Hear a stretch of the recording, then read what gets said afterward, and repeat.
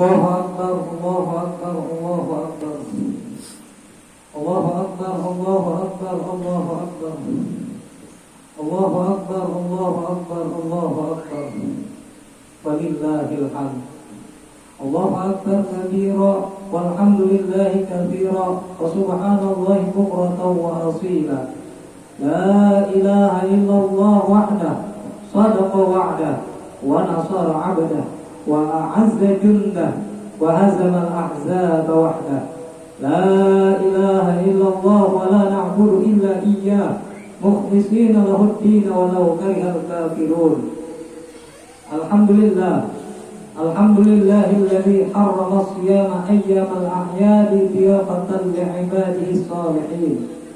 Ashhadu an la ilaha illallah la syarika lah alladzi ja'ala jannata lil muttaqin. Wa ashhadu anna sayyidana wa maulana Muhammadan abduhu wa rasuluh ad-da'i ila siratil mustaqim. Allahumma salli wa sallim ala sayyidina Muhammad wa ala alihi wa ashabihi wa man tabi'ahum bi ihsanin ila yaumiddin. Amma ba'd, fa ya ayyuhal mu'minuna wal mu'minat, usikum wa nafsi bi taqwallah faqad fazal muttaqun. Wattaqullaha haqqa tuqatih wa la tamutunna illa wa antum muslimun.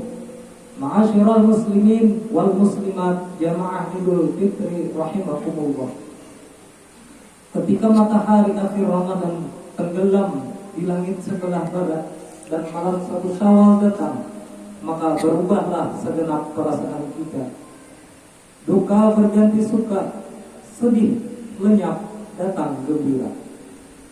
Kita menandangkan kebahagiaan dan kegembiraan ini melalui ucapan takbir dan tahmid yang menggema bersahut-sahutan dari rumah yang satu ke rumah yang lain, dari masjid yang satu ke masjid yang lain, bahkan dari kampung yang satu ke kampung yang lain, pertanda rasa syukur kita kehadirat Allah Subhanahu wa ta'ala.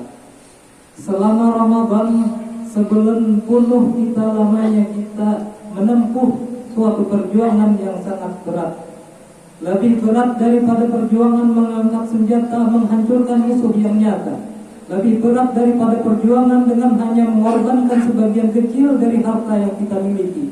Itulah perjuangan mengendalikan nafsu, musuh yang tidak nampak oleh pandangan mata zahir, tetapi yang justru berada di dalam diri kita masing-masing. Kita kibarkan panji-panji kemenangan dan bendera kejayaan melalui ucapan takbir dan tahmid tadi, pertanda rasa syukur kita setelah sebulan berpuasa, melatih diri menyatakan ketakwaan dan mengharap ridha. Hadirin dan hadirat jamaah Idul Fitri rahimakumullah. Banyak di antara kita terlalu berpegang kepada kulit luar saja di dalam merayakan Idul Fitri. Kita ukur lebaran itu dengan pakaian baru, baju baru, sepatu baru dan sebagainya. Padahal kegembiraan yang paling utama di dalam merayakan Idul Fitri itu tidak lain oleh karena kegembiraan kembali kepada fitrah, bersih, suci lantaran dibersihkan melalui ibadah sepanjang bulan Ramadan. Oleh karena itu hakikat dari merayakan lebaran tidak sekedar terletak pada pakaian serba baru, tetapi lebih kepada jiwa yang baru yang dibina, dikujlok oleh pelaksanaan ibadah sepanjang bulan Ramadan. Berhasilkah ibadah itu kita laksanakan? Akan banyak bergantung dan terlihat kepada tingkah laku kiprah kehidupan kita sesudah bulan Ramadan. Jamaah Idul Fitri rahimakumullah, kita memahami bahwa salah satu fungsi puasa merupakan pendidikan untuk menanamkan kepekaan sosial yang pada gilirannya akan menumbuhkan kesetiakawanan sosial. Dengan merasakan lapar, haus, kita mengerti bagaimana tidak enaknya penderitaan orang-orang miskin, saudara-saudara kita yang kesulitan. Disitulah hati tersentuh untuk hidup tidak hanya untuk kepentingan diri sendiri saja, tapi mau melihat, membentuk, menolong mereka yang benar-benar memerlukan pertolongan.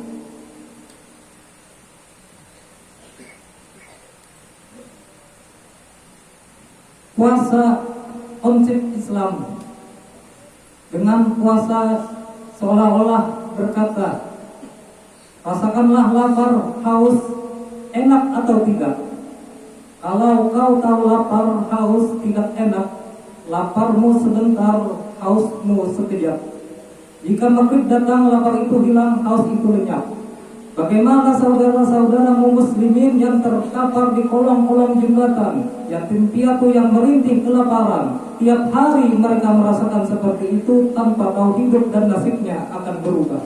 Janda-janda tua punya banyak anak, hidup pun miskin, perlu uluran tangan, dan itu direalisir dengan kewajiban mengeluarkan zakat fitrah yang tujuannya diantaranya adalah untuk membersihkan jiwa kita. Kemudian setelah zakat kita tunaikan, memperbanyak takbir. Adapun isi dari takbir yang kita kumandangkan di antara isi intinya adalah La ilaha illallah wa la na'budu illa iyyah mukhlishina lahuddin walau karihal kafirun. Tidak ada Tuhan selain Allah. La na'budu illa iyyah. Kami tidak akan menyembah kecuali kepada Allah. Mukhlisin, ibadah itu kami lakukan ikhlas semata-mata hanya mengharap ridha Allah. Ibadah kita kerjakan bukan karena mengharap surga dan tidak pula karena takut neraka, tetapi semata-mata rasa cinta kepada Allah Subhanahu wa taala. Sebagaimana semboyan kita, Ilahi anta maqsudi wa ridhaka matlubi, a'tini mahabbataka wa ma'rifataka bi rahmatika ya arhamar rahimin. Kalau seseorang rajin beribadah cuma karena mengharap surga, barangkali kalau tidak ada surga, bubar ibadahnya.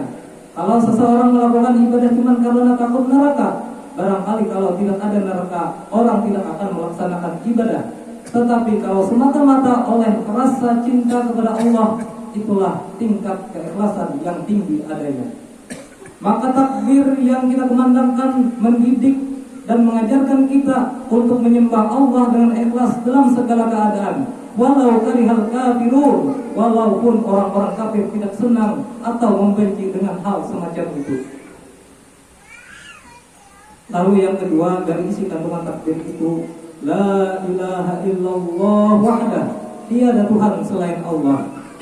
Dia Maha Esa dan Maha Kuasa, lam yalid wa lam yulad. Shadaqa wa'dah, Allah membenarkan, Allah Maha benar dengan segala janjinya bahwa orang-orang yang beriman dan beramal soleh akan mendapat kebahagiaan di dunia dan di akhirat, bahwa orang-orang yang ingkar dan pembangkang akan merasakan azab yang amat pedih. Itulah janji Allah dalam kehidupan ini. Shadaqa wa'dah, Maha benar Allah dengan segala janjinya. Wa nasara 'abdah, dan Allah menolong hamba-hambanya, orang-orang yang benar menghamba kepada Allah, menyembah Allah dalam suka dan duka, dalam miskin dan kaya. Allah akan menolong orang-orang yang seperti ini. Dan apabila datang pertolongan Allah, maka tidak ada satu tenaga pun yang sanggup untuk membahayakan kita. Marilah kita lihat perjalanan hidup Rasulullah SAW ketika perjuangan dimulai pada periode Makkah. Sebenarnya kalau dihitung dari taktik dan militer saja, mestinya ketika periode Makkah itu Nabi Muhammad hancurnya. Coba lihat orang apa Quraisy ketika itu. Kekuasaan mutlak di tangan mereka. Orang apa Abu Jahal, Abu Lahab, Abu Sufyan, segala daya dan dana mereka kerahkan, segala kemampuan dan kekuasaan mereka curahkan untuk membunuh Nabi. Yang diteror mental dan fisik, difitnah, dicaci, maki, dilontari kotoran unta, dikucilkan sampai terjadi kemufakatan untuk membunuh Nabi. Terjadi kemudian peristiwa hijrah. Kalau menurut perhitungan otak mestinya hancur, ternyata tidak. Jelas ada faktor X, dan faktor X itulah yang kita istilahkan dengan nasrun minallah, pertolongan dari Allah Subhanahu wa taala. Tidak mungkin kata kita, mana bisa menurut kebiasaan, impossible menurut rasio. Tapi kalau Allah menghendaki, tidak ada yang tidak mungkin. Innama amruhu idza arada syai'an ayyaqula lahu kun fayakun. Wa nasara 'abdah. Allah menolong hamba-hambanya, orang yang dengan konsekuen menyembah kepadanya dikala suka dan duka, selalu dalam pertolongan Allah. Wa'azza jundah, dan Allah memuliakan tentaranya. Siapa sih tentara Allah? Setiap orang yang berjuang membela agama Allah ikhlas karena Allah semata. Orang yang memakmurkan majlis ikhlas untuk izzul Islam wal muslimin, dia adalah tentara Allah. Orang yang menyemarakan syiar dakwah dan Islam ikhlas karena Allah, dia adalah tentara Allah. Orang yang tersinggung apabila agama dihina, dicaci maki, diancam, dia adalah tentara Allah. Kita memang sekarang tidak menghadapi perang Badar seperti halnya di zaman Rasul. Kita tidak menghadapi perang Uhud, Khandaq dan sebagainya. Kita tidak menghadapi dengan ujung tombak, ujung panah, ujung pedang. Tapi perang yang kita hadapi di zaman sekarang ini adalah perang ideologi, perang keyakinan, perang akidah, yang bila kita kalah, kita sekarang memang beriman. Kita sekarang masih muslim, tapi anak-anak kita, generasi yang hidup 5, 10, 20 tahun yang akan datang, wallahu a'lam. Allah maha benar dengan segala janjinya. Allah pasti akan menolong tentaranya. Sejarah sudah membuktikan berulang kali peperangan dalam sejarah perkembangan Islam. Dan jangan lupa, perang dalam Islam bukan untuk memaksa agama. Islam dikembangkan tidak dengan ujung pedang. Perang dalam Islam adalah untuk membela keyakinan dari cercaan, tekanan, dan hinaan pihak luar. Pada awal perkembangan Islam, tidak hanya sekedar perang Uhud, hampir dalam setiap pertempuran jumlah tentara Muslim selalu lebih kecil dari tentara kafir yang dihadapi. Kemenangan bisa mereka raih, keberhasilan bisa mereka capai. Kenapa? Pada satu sisi, a'azza jundah, Allah memuliakan tentaranya. Pada sisi lain, keikhlasan mereka pada saat itu benar-benar izzul Islam wal muslimin, untuk kehormatan dan kejayaan Islam dan umatnya, terlepas dari mencari nama harum, mengejar pangkat dan jabatan, apalagi mengejar harta. Dari keikhlasan inilah pertolongan itu datang. Dari keikhlasan inilah mereka mendapat kemenangan. Pada kesempatan ini marilah kita memupuk keimanan dan ketakwaan kita kepada Allah Subhanahu wa taala. Semoga Allah Subhanahu wa taala memberikan pemeliharaan dan perlindungannya serta pertolongannya kepada kita, baik di dunia terlebih di akhirat. Dan mudah-mudahan kita termasuk golongan yang diridhoi Allah dan mendapat syafaat dari Rasulullah SAW. Amin ya rabbal alamin. Alhamdulillah, wassalatu wassalamu ala Rasulillah Sayyidina wa maulana Muhammad bin Abdillah. Usikum wa nafsi bitaqwallah. Wa idza quri'al Qur'anu fastami'u lahu wa ansitu la'allakum turhamun. A'udzu billahi minasy syaithanir rajim. Faqim wajhaka lid-dini 'anifa فطرة الله التي فطر الناس عليها لا تبديل لخلق الله ذلك الدين القيم ولكن أكثر الناس لا يعلمون. بارك الله لي ولكم في القرآن العظيم ونفعني وإياكم من الآية والذكر الحكيم. أقول قولي هذا وأستغفر الله العظيم لي ولكم ولسائر المسلمين والمسلمات والمؤمنين والمؤمنات فاستغفروه إنه هو الغفور الرحيم.